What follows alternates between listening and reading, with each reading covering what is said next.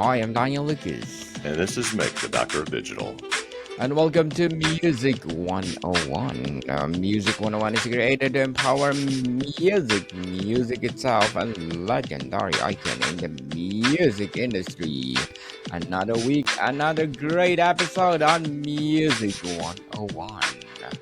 Mr. Mick stars, stripes, and string how patriotic music defines America's 4th of July celebration. Yeah, that's what it is today. And I was going to say something about Canada as well, but I think we missed it. So I'm all ready for next year. But yeah, this one is going to be out America because we're coming up on the 4th. That'll be next weekend. So Stars, Stripes, and Strings, how patriotic music defines America's 4th of July celebration.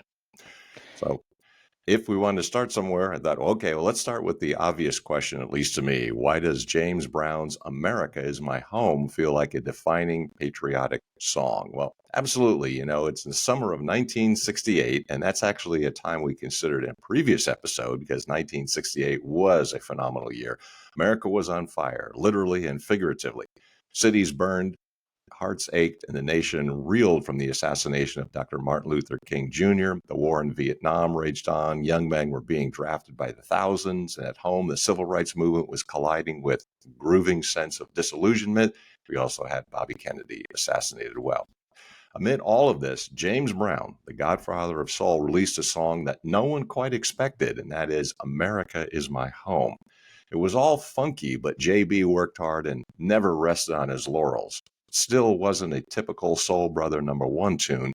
It was more of a spoken word statement of pride in his country, laid over a simmering groove, a monologue. In it, Brown didn't dodge the truth. He offered a deep message. If the foreign enemy ever came, we'd stand together because, in his words, black and white, they may fight, but if the enemy comes, we'll get together and run him out of sight. It was a testament to the patriotism of James, whose song, just months later, might be misinterpreted as simply pride in color. That was Say It Loud, I'm Black and I'm Proud, a fiery anthem of American self-determination. But in the lyrics, Say It Loud, I'm Black and I'm Proud, JB even alludes to the gospel hymn, I've been buked and I've been scorned, by Mahalia Jackson from the March on Washington in 1963.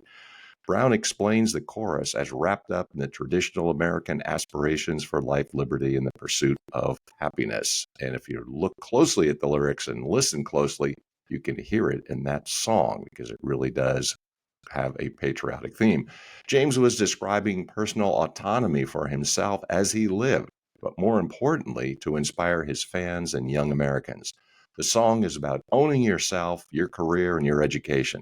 Personal self-determination meant affirming loyalty to a country that permits and encourages life, liberty, and the pursuit of happiness. Brown didn't fit neatly into anyone's narrative, and that year he publicly endorsed Richard Nixon for the presidency.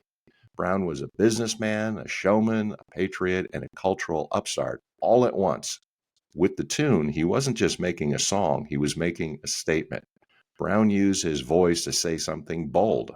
I believe he was refusing to give up on the idea of America. In the days after King's assassination, this is absolutely key. It was Brown who helped prevent riots in Boston simply by going on stage and speaking directly to the people. He had a desire to unify, to stabilize, to remind everyone that home is still America. The song remains a powerful piece of musical history, a moment when a man known for making people dance paused to ask them to listen and believe. Because sometimes patriotism isn't loud or flag waving. It's sometimes bold, complicated, and deeply personal, just like James Brown. The song's power lay in its refusal to apologize for the American dream. What made this era so remarkable was that artists like Dylan, Cash, and the countless others discovered that questioning American institutions could itself be a patriotic act. They expanded what patriotism could mean. It wasn't just flag waving anymore. It was acclaiming America living up to its highest ideals. In conclusion, artists were loving America enough to fight for its soul. And thank you for loving America indeed. 4th of July. And let's have a big applause. Mr. Mick, before we dive, what about the songs that mention the 4th of July? Did artists write about Independence Day itself? Well, at one time, Fourth of July songs were blatantly patriotic, such as Stars and Stripes Forever by John Philip Sousa. On the other hand, back in the day, the most powerful patriotic music of the 1960s was less explicit. Our upbringing was patriotic, but tempered by political reality.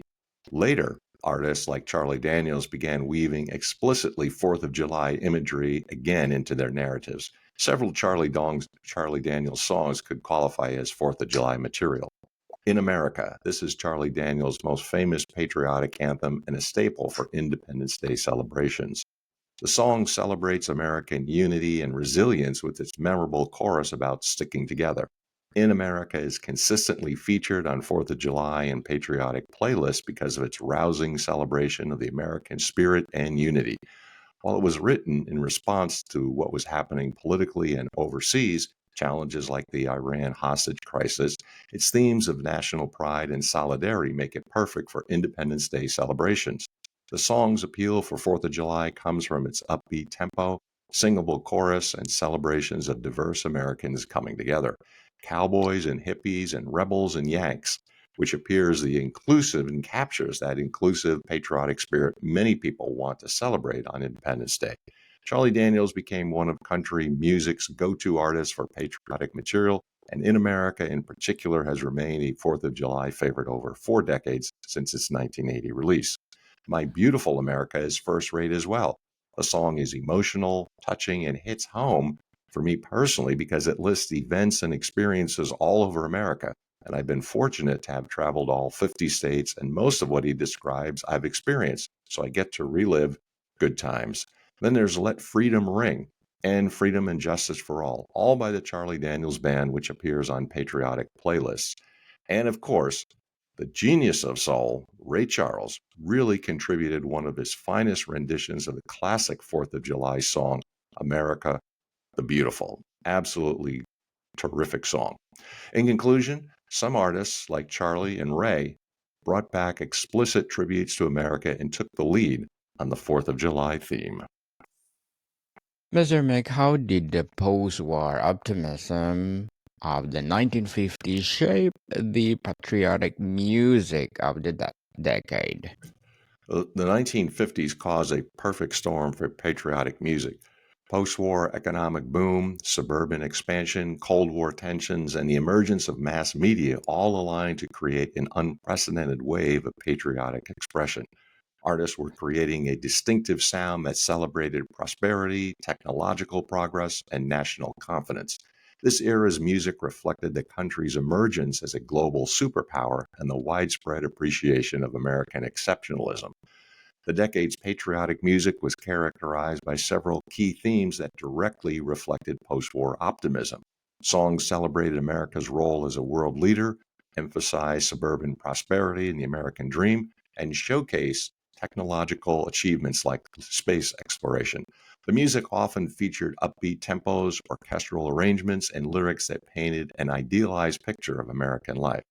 Songs like This Land Is Your Land by Woody Guthrie, which guardedly optimistic about an earlier period, gained renewed popularity in the 1950s through Pete Seeger as it captured the expansive spirit of the time. Originally, the Woody version was an economic lament during bad times and Great Depression. The song's celebration of America's natural beauty and accessibility resonated with the decade's optimistic worldview. Irving Berlin's God Bless America, though written in 1918 and revised in 1938, became a defining anthem of 1950s patriotism. Kate Smith's powerful renditions during this decade transformed it into an unofficial national anthem that embodied the era's confidence and gratitude. The Ballad of Davy Crockett, 1954, exemplified the decade's fascination with frontier mythology and American exceptionalism. Fess Parker had the biggest hit with the Ballad of Davy Crockett in 1955. Parker, who also starred as Davy Crockett in the Disney television series, reached #1 on the Billboard charts with the song, while other artists like Bill Hayes also recorded popular versions around the same time. Parker's version was the most commercially successful, largely due to his association with the Disney Davy Crockett craze that swept the nation in the mid 1950s.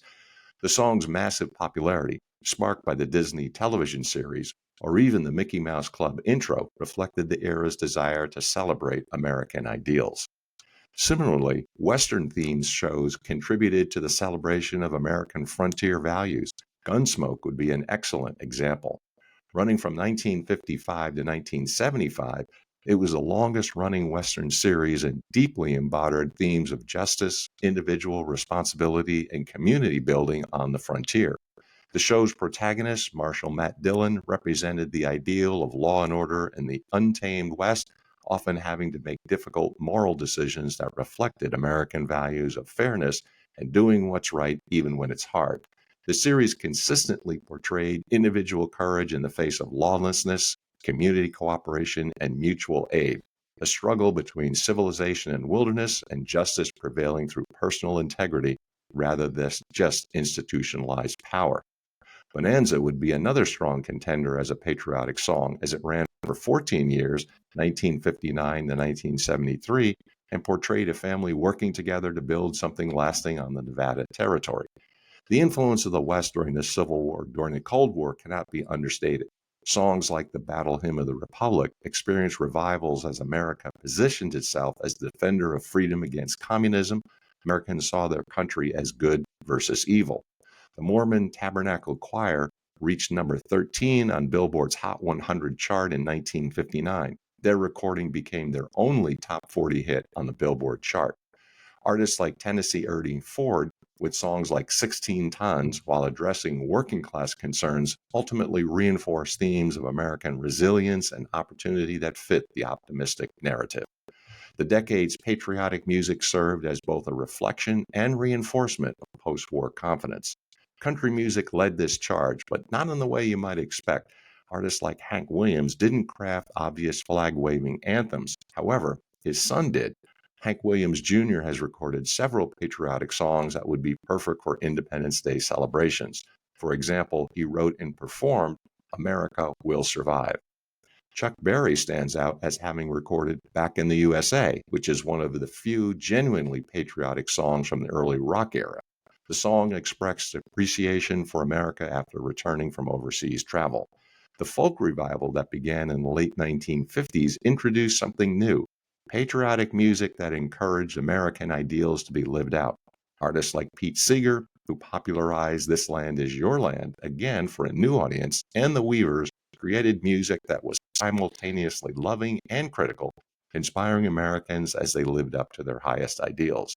Seeger was one of the folk singers responsible for popularizing the spiritual We Shall Overcome, which became the acknowledged anthem of the civil rights movement. The folk revival rescued and reinterpreted traditional songs, giving them new relevance. We Shall Overcome became a patriotic anthem through its association with the civil rights movement, even though it started as a gospel song. If I Had a Hammer was co-written by Pete Seeger, and this became both a folk standard and a song embraced for those seeking to build a better America. Folk artists established what I call patriotic protest, the idea that the most patriotic thing you could do was to inspire Americans to create a better society. Television played a huge role. The Ed Sullivan Show performances reached millions of families simultaneously, creating shared cultural experiences around patriotic music that hadn't existed before mass media. One specific artist performed on The Ed Sullivan Show, Leon Bibb, a Tony-nominated actor and folk singer who grew up under segregation, found mainstream favor on The Ed Sullivan Show. Leon Bibb definitively performed Sinnerman on The Ed Sullivan Show in 1959, a spiritual with implicit freedom and redemption themes that align with the struggle for justice. Bibb is the clearest example of a folk singer who successfully crossed over to the mainstream television appearances as urging Americans to view justice as an American theme on The Ed Sullivan Show during this era. The Ed Sullivan Show featured at least two confirmed patriotic songs during the 1950s and 60s: God Bless America by Kate Smith and Yankee Doodle Dandy and You're a Grand Old Flag by Joel Gray, both celebrated for evoking American pride and history. In conclusion, artists perform certain songs as unofficial national anthems while giving artists national platforms for patriotic expression. Well, thank you for that songs of the 1950s. Then Mr. Mick 1960s came and everything got complicated. How did musicians handle expressing patriotism during such a turbulent decade? The 1960s presented American musicians with an unprecedented challenge. How do you express love of country when the country seems to be falling apart? The result was the most complex and contradictory body of patriotic music in American history. You had Bob Dylan asking fundamental questions about American justice in Blowin' in the Wind, while positioning social change as fundamentally American in the times they are a changin'. Dylan demonstrated that questioning American institutions wasn't anti American, it was inspiring to lead Americans as the country lived up to its founding promises. Country music largely maintained its traditional patriotic stance, but even conservative artists began grappling with changing realities. Merle Haggard's Okie from Muskogee is often misunderstood. It wasn't just conservative backlash. It was a complex view of American identity that acknowledged class and regional differences within patriotic expression. Haggard was essentially saying, this is how we express patriotism in our community, and that's valid too. The emergence of protest music created new categories of patriotic expression. Song like Buffalo Springfield's For What It's Worth and Crosby, Stills, Nash and Young's Ohio weren't traditionally patriotic, but they expressed deep concern for American democracy and aspirations for justice. A rocking version of Ohio is actually by the Limeys Mott the Hoople, fronted by a guy I know fairly well, Ian Hunter. These songs represented patriotism's highest aspirations, the belief that America is good but could be made better. In decades' end, the definition of patriotism had expanded dramatically. In conclusion, criticizing foreign policy, achieving racial equality, and promoting justice had all been established as legitimate forms of patriotic expression, a legacy that continues. A legacy indeed, and thank you so much for that legacy, people of the 1960s. Geography seems to play a huge role in how different regions express patriotism through music. Can you break that down, Mr. Mack? Absolutely. American patriotic music was never monolithic because America itself isn't monolithic. Different regions created distinct patriotic musical cultures that reflected their unique histories, economies, and social structures. The American West provided endless material for patriotic expression through its frontier mythology. Country and folk artists celebrated the cowboy spirit, gold rush adventures, and westward expansion as they praised America. They embodied American values of independence, opportunity, and individual freedom. The West represented America's future possibilities. A good example is from Johnny Cash and Sweet Betsy from Pike. A mainstream pop version of Sweet Betsy from Pike is the rendition by Iggy Pop featured on the soundtrack for The Lone Ranger, Wanted, 2013. Unlike traditional folk versions by artists like Burl Ives or Johnny Cash, Iggy Pop's take infuses the gold rush era ballad with a modern pop infused energy, incorporating a lively arrangement with its cinematic flair suitable for a mainstream audience.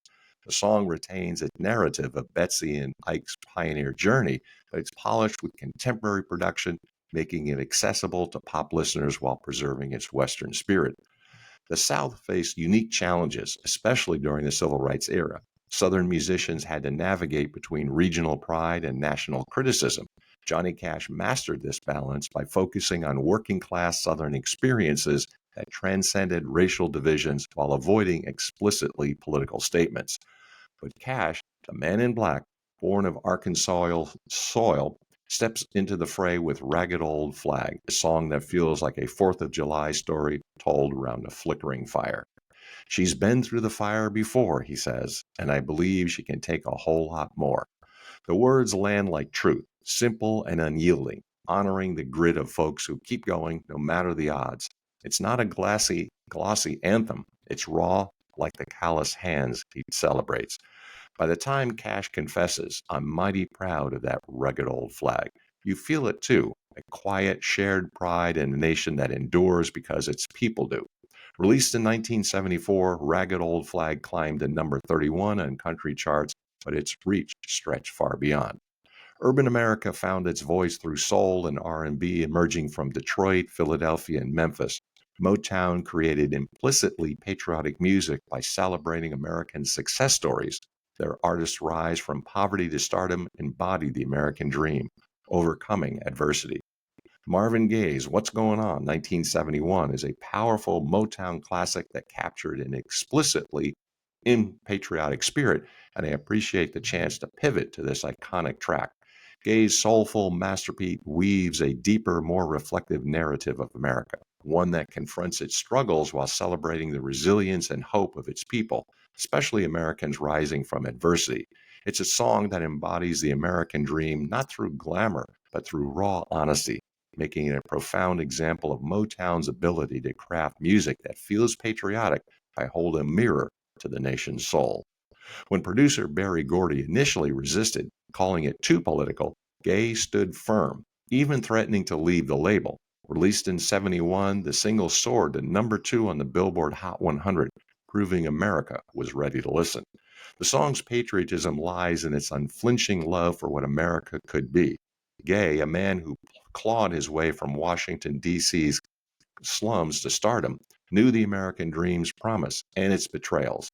He says, "Mother, mother, there's too much of you cry, too many of you crying, mourning war and division, while brother, brother, we don't need to escalate." Calls for peace across racial and social lines. It's not a protest song that points fingers, it's a prayer for unity, rooted in the working class experience, yet universal enough to resonate with all Americans. By addressing Vietnam, urban decay, and inequality, Gaye celebrates the nation's potential to overcome adversity, much like his rise from poverty to global icon. In a nation grappling with civil rights and war, the song's plea for talking to each other was a quiet rebellion, showing that love for country could mean demanding it live up to its dreams. This is Motown at its most patriotic, not waving flags but lifting voices. Gaye's journey from hardship to triumph, channeled through a song that dares to question and heal, mirrors the nation's struggle to rise above its flaws. It's the American dream sang with soul, proving that even in pain, there's hope for a better tomorrow. That's the patriotism Motown stirred. Barry Gordy's formula was brilliant: create music so undeniably American that it demanded full inclusion in American identity. Motown rightly branded itself as the sound of young America. The folk revival drew heavily on regional traditions, preserving and reinterpreting songs from different parts of America. This musical archaeology revealed patriotic expressions' deep roots while adapting traditional themes for contemporary audiences. You could hear Appalachian ballads, Western work songs, and urban blues all contributing to Americans' patriotic musical vocabulary. The folk revival of the 1950s and 60s was a vibrant excavation of America's musical roots, pulling from all parts of the country. Fourth of July song that captures this spirit, distinct from Woody Guthrie's This Land Is Your Land, is My Country 'Tis of Thee, also known as America, particularly in its folk revival renditions by artists like Pete Seeger of the 1960s. Folk rockers David Crosby and Graham Nash recorded My Country 'Tis of Thee. While the song's origins predate the revival, its reinterpretation during this era breathed new life into its patriotic core, blending regional traditions with a contemporary call for unity. The song's regional roots shine through. Its imagery of vales and hills recalls Appalachian storytelling, while its pioneer spirit mirrors anthems of journey and hope. Regional radio stations were crucial. They created local patriotic traditions that reflected their community's values. Country stations in the South and West, folk venues in college towns, and R&B stations in urban areas each developed distinct patriotic cultures while remaining recognizably American. The interstate highway system, expanded during the 50s and 60s, enabled greater musical cross-pollination. Folk artists up with people traveled, and I saw them as a kid. They performed The Ride of Paul Revere. In conclusion, musicians could tour more extensively, exposing different regions to varied patriotic expressions while maintaining their regional identities. Mr. Mick, can you address a big hit that is often misinterpreted as a patriotic song? Sure, this is pretty common. And one of the most well known songs that is often misinterpreted as patriotic is, of course, Bruce Springsteen's Born in the USA. The chorus simply repeats, Born in the USA, sounding patriotic, but the song is criticizing the treatment of Vietnam vets. So I suppose in some ways it's patriotic, but it's asking America to do better. In conclusion, the lyrics make it clear what the song is actually about. Yes, indeed. So, Mr. Mink, to sum up, looking back, what's the lasting legacy of American patriotic music? Well, I hope that people from all over the world would get on the peace train and would be inspired by the aspirations of America. Get on the peace train, tell all the people all over the world, and referencing places like England, China, and Africa. The song is Love Train by the OJs, released in 1972. This Philly soul classic, written by Kenny Gamble and Leon Huff, perfectly fits the soul genre and the folk revival spirit of adapting regional traditions for a broader unifying message, making it an ideal 4th of July anthem, which is call for global unity and love. Picture Philadelphia's Sigma Sound Studios. I had an opportunity to visit this shrine at one time, where the smooth grooves of MFSB's mothers, fathers, sisters, and brothers, of course from Philly, horns and strings back the OJ soaring harmonies. The song's lyrics, people all over the world, join hands, start a love train, echo the soulful optimism of the era, urging unity across borders. Specific lines like the next stop that we make will be England. Tell all the folks in Russia and China too, and all you brothers over in Africa. Tell all the folks in Egypt and Israel too, directly align with naming global places and a vision of harmony. And obviously, it's just as relevant today as when it was first released. When it was released amid Vietnam War's end and the civil rights struggle, Love Train hit number one on the Billboard Hot 100 and R&B charts, its infectious rhythm and message resonating with all audiences. The revival drew from America's regional roots, Appalachian ballads, Western work songs, urban blues, and Love Train channels this by blending soul's urban pulse with a universal call for togetherness, much like a modern spiritual. Its train imagery recalls folk anthems like This Train is Bound for Glory, but its polished Philly soul sound with gospel tinged vocals adapts the tradition for a 1970s audience hungry for hope. The song's patriotic undertone lies in its celebration of America's potential to lead with love, reflecting the nation's diverse voices while avoiding divisive politics. It's a 4th of July anthem that feels like a block party, inviting everyone to dance towards a better world. Lee Greenwood makes it easy to celebrate. I'm proud to be an American. We're a deeply flawed country, but we aspire to be greater and better. I hope that American artists' messages translate, inspire others to achieve the ordinary things that all people hope for: peace, community, and unity. The complex relationship between protests and patriotism established precedents that remain relevant during contemporary political tensions.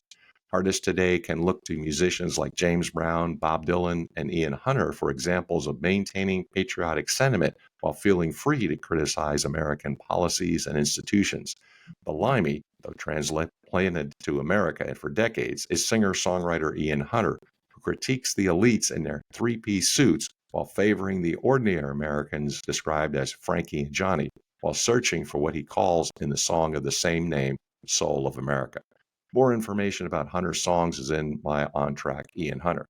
The fireworks may fade and the barbecues may end, but the music endures, carrying forward the dreams, disputes, and declaration of independence that continue defining the American experience. In the end, perhaps that's the most patriotic legacy: music that keeps democracy's conversation alive, generation after generation, beat by beat, note by note, voice by voice. Since we started with Soul Brother number one, let's end the celebration of America with JB as well with Living in America. James Brown, the godfather of soul, caps our patriotic journey with Living in America from 1985, a funky, high energy anthem that pulses with pride for the American dream. From his roots in Georgia's poverty to global stardom, Brown's gritty vocals and horn driven groove celebrate the nation's highways, cities, and promise of opportunity, making it a 4th of July explosion. In conclusion, featured in Rocky IV, the song's unapologetic optimism, superhighways, coast to coast, just easy to get anywhere, unites listeners across divides, embodying America's spirit of resilience and hustle. Yes, indeed. Let's celebrate American patriotic music. And thank you so much for your legacy to the world. Stars, stripes, and strings. How patriotic music defines Americans' 4th of July celebrations captures the powerful role music plays in shaping national identity and collective pride. Mr. Mick, would you like to plug in something? Sure, if you don't mind, the Doctor of Digital podcast, of course, a couple volumes on Amazon. That's Burning America, and also On Track. Ian Hunter, I'm the Idea to Author Coach. You can find me on LinkedIn. You can find me on Facebook. Find me on School. That's SKOOL. If you want writing tips and more books, more ideas, I'm the person. Reach out, we can chat.